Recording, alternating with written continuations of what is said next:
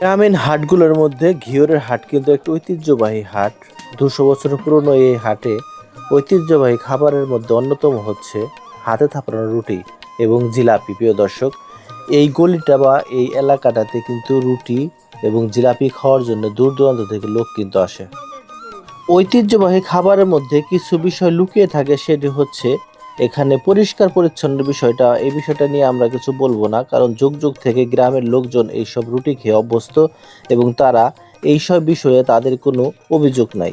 যেই কারণে আমরা এই বিষয়টা নিয়ে আপনাদের কিছু বলবো না। তবে এখানকার রুটি তৃপ্তি সহকারে যারা খায় তাদের দেখলে মনে হয় না যে এখানকার রুটি নিয়ে কোনো ধরনের অভিযোগ আছে। প্রিয় দর্শক,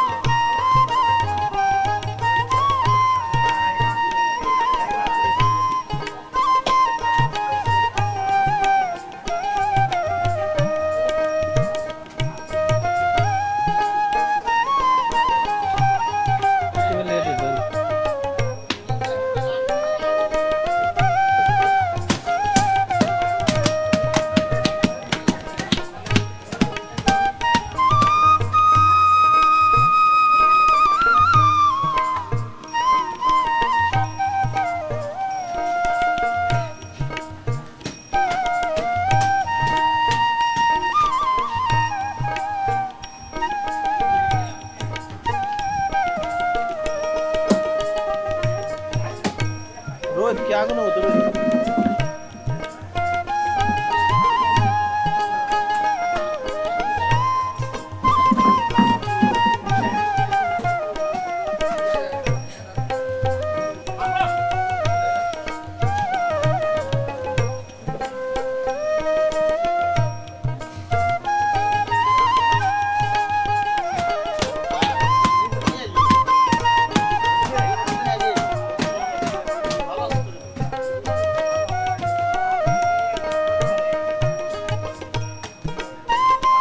তো রুটির পরে এই হাটের ঐতিহ্যবাহী একটা বিষয় দেখাবো, সেটা হচ্ছে যুগ যুগ ধরে এই গরু খাদ্য যেখানে বিক্রি করে, এটার নাম হচ্ছে নালি বা বইয়ের ভাষায় হচ্ছে চিটাগুড়। প্রিয় দর্শক, এই চিটাগুড় বা নালি যুগ যুগ ধরে মানুষের গরুর মুখের খাবারের যা মুখে স্বাদ বাড়ানোর জন্য নিয়ে থাকে।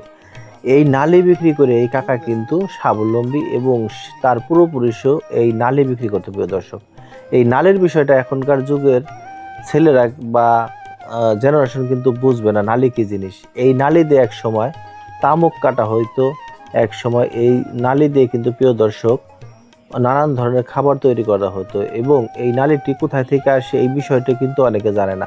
এই নালি হচ্ছে, এবার আর সেই নালি কোথায় তৈরি হয় প্রিয় দর্শক, চিনি উৎপাদনকারী যেসব প্রতিষ্ঠান আছে বা সরকারি প্রতিষ্ঠান, সেখানে চিনি তৈরির পরে যে বজ্রটি থাকে এইখান থেকে কিন্তু এই নালি তৈরি হয় এবং এই নালি যুগ যুগ ধরে মানুষ ব্যবহার করে থাকে। তবে এখন যে বিষয়টা হচ্ছে, আগেকার দিনে তামুক দিয়ে ধূমপান করা হতো, সেই তামুকের ব্যবহার কমে যাওয়াতে নালির ব্যবহারটা কমে গেছে প্রিয় দর্শক। তবে অনেকে জানে না নালি কি জিনিস। আমরা এই বিষয়টি আপনাদের দেখানোর চেষ্টা করলাম, আগামী জেনারেশন জানবে যে নালি বলে একটা জিনিস ছিল যেটা মানুষ ব্যবহার করত, বা এটা বিক্রির সাথে যারা জড়িত ছিল তারাও কিন্তু এটা বিক্রি করে তাদের জীবিকা নির্বাহ করত। যাই হোক, আজকের ভিডিওতে চেষ্টা করলাম আমি এগুলো দেখানোর জন্য। এরপরে চলে এসেছি আমি ঘিওর হাটের বাদামের হাট। এই ঘিওর এলাকার আশপাশ কিন্তু চর এলাকা, পদ্মা নদীর পাড়ে যারা বাদামের চাষ করে এই বাদামগুলো বিক্রি করার জন্য হাটে আনে। প্রিয় দর্শক, এক বিঘা জমিতে 8-10 মণ আপনার বাদাম উৎপাদন হয় এবং এই বাদাম কিন্তু 4 থেকে 4,500 টাকা মনে বিক্রি হয়। প্রিয় দর্শক, তো আগামী ভিডিওতে আমি চেষ্টা করব গ্রামীণ হাট বাজার সম্পর্কে আপনাদের ধারণা দিতে। আমার পেজটিকে ফলো দিবেন। আমার পেজটি হচ্ছে সাফা গ্রামীণ চিত্র ফেসবুকে, এবং বাদামের হাটটা সকাল 7টা থেকে শুরু। জি।